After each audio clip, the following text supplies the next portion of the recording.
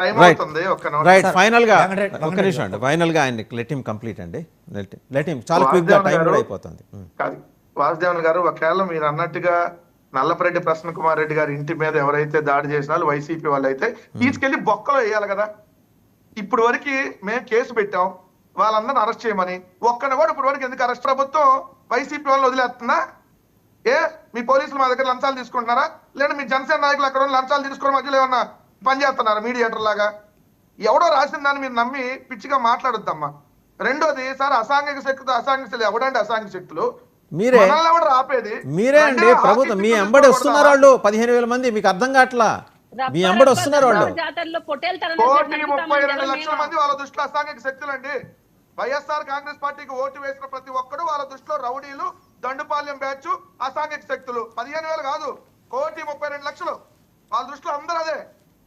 Right ఫైనల్గా ఈయన మాట్లాడతారండి. ఫైనల్గా అన్న, ఇందాక కీర్తన గారు చెప్పడం కొంచెం మొహాటంగా ఫీల్ అవుతున్నారు, కానీ వాస్తవం చెప్పాలంటే ఇప్పుడున్న కూటమి ఎమ్మెల్యేలు చాలామంది మనకెందుకు ఈ రాజకీయాలు, మనకెందుకు జగన్మోహన్ రెడ్డి గారితో మనం మాట్లాడటం, విభేదాలు పెంచుకోవటం, ప్రెస్ మీట్ పెట్టి వాళ్ళని విరుద్ధంగా ఇదిగా మాట్లాడడం మనకెందుకు?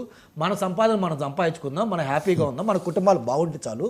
10 సంవత్సరాలు 20 సంవత్సరాలు మళ్ళీ జగన్మోహన్ రెడ్డి గారు వస్తే మనమే కసి తెచ్చుకుంటారు, మనకెందుకు ఈ రక్త చరిత్రలు అని చెప్పి వాళ్ళ కుటుంబాలు వాళ్ళ కడుపులు హ్యాపీగా ఉంటే చాలని చెప్పి కూటమి ఎమ్మెల్యేలు ఇప్పుడు వాళ్ళు రెస్ట్ తీసుకున్నారన్న. దాదాపు ఒకళ్ళు ఇద్దరు తప్పించి ఎవరు బయటకు వచ్చి ప్రెస్ మీట్లు పెట్టింది లేదు, మాట్లాడింది లేదు, ఖండించలేదు.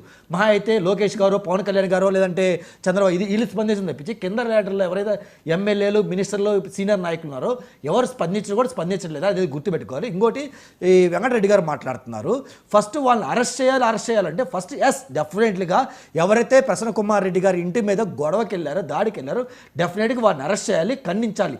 దానికంటే ముందు మీరేం మాట్లాడాలంటే ప్రసన్న కుమార్ రెడ్డి గారు ఎవరైతే ఉన్నారో అతని పార్టీ నుంచి సస్పెండ్ చేయాలి మీరు. ఎందుకంటే ఒక మహిళల మీద అలా మాట్లాడినందుకు మీరు సస్పెండ్ చేయ, కనీసం ఖండించలా. మీ జగన్మోహన్ రెడ్డి పిలిచి వార్నింగ్ వాళ్ళు ఇవ్వలేదంటే మిమ్మల్ని ఏమనుకోవాలి? అంటే మీరు ప్రతి ఒక్కరు తిట్టొచ్చా, కొట్టొచ్చా, ఏమేం చేయొచ్చా, మహిళలు హింసపరచొచ్చా అన్న మాటల్ని మీ కుటుంబ సభ్యులతో నేనంటే ఎలా ఉంటుంది మీకు? మీరు కారణం తింటలేదా? మీరు ఇండియాలో ఉన్నారు కదా, మీరు భారతదేశంలో ఉన్నారు కదా, మీరు తెలుగు వాళ్ళే కదా. మీ కుటుంబ సభ్యులు నేనంటే మీరు ఓర్చుకుంటారా? మీ కుటుంబ సభ్యులు నేనంటే మీరు ఓర్చుకుంటారా? మీరు ఓర్చుకుంటారా? కొట్టడానికి వస్తారు కదా వెంకటరెడ్డి గారు, ఎటకారం వెంకటరెడ్డి గారు. నేను మీ కుటుంబ సభ్యుల కంటే మీరు నన్ను కొట్టడానికి వస్తారా? జగన్మోహన్ రెడ్డి గారు కుటుంబ సభ్యులన్నీ నన్ను కొట్టడానికి వస్తారా? మరి ఆవునంటే ఎందుకు కొట్టడానికి వెళ్ళరండి? ఎందుకు కొట్టడానికి వెళ్ళరు? ఎందుకు కొట్టడానికి వెళ్ళరు?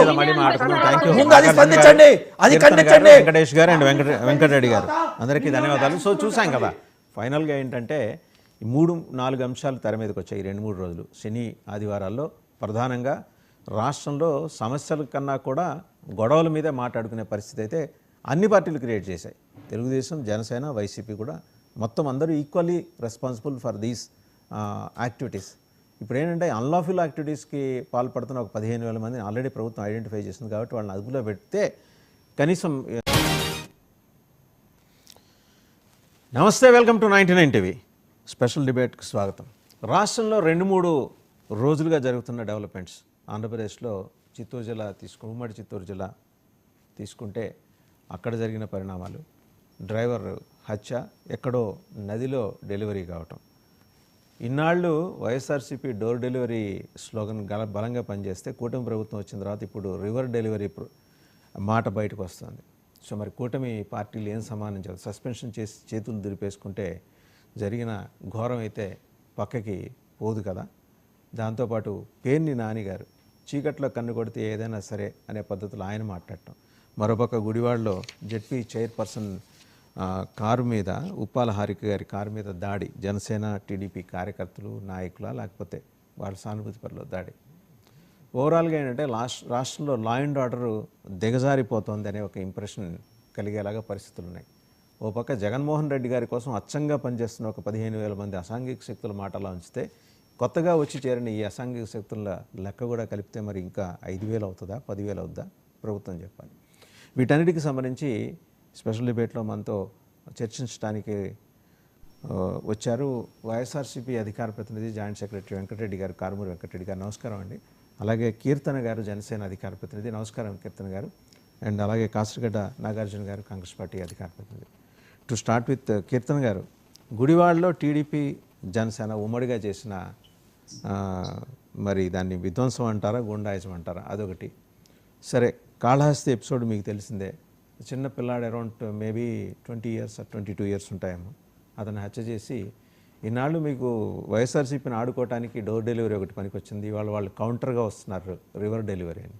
ఇది మీరు ఎంబడే అనొచ్చు మేము సస్పెండ్ చేస్తాం కదండి అని చేతులు, బట్ మరకే కదా, మరక ఎప్పటికీ మంచిది కాదు కదా. ఏమంటారు? వాసుదేవన్ గారికి ముందుగా మీకు అలాగే ప్యానల్ పెద్దలకి 99 వీక్షకులకు నమస్కారం సార్.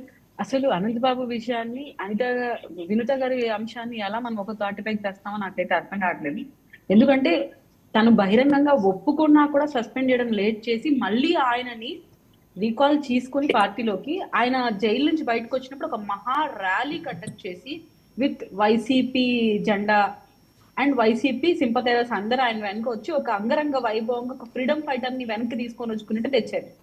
ఇక్కడ వినుత గారి టాపిక్ లో అసలు ఏమైంది, ఇంకా అసలు వాస్తవాలు ఏంటి, నిజంగా జరిగిందా జరగలేదా, అసలు దానికి గల కారణాలు ఏంటి ఎవరికి తెలియకపోయినా కూడా జస్ట్ ఆరోపణ వచ్చింది, ఆవిడ అరెస్ట్ చేశారన్న వెంటనే సస్పెండ్ కాదు సార్, బహిష్కరించేశారు పార్టీ నుంచి.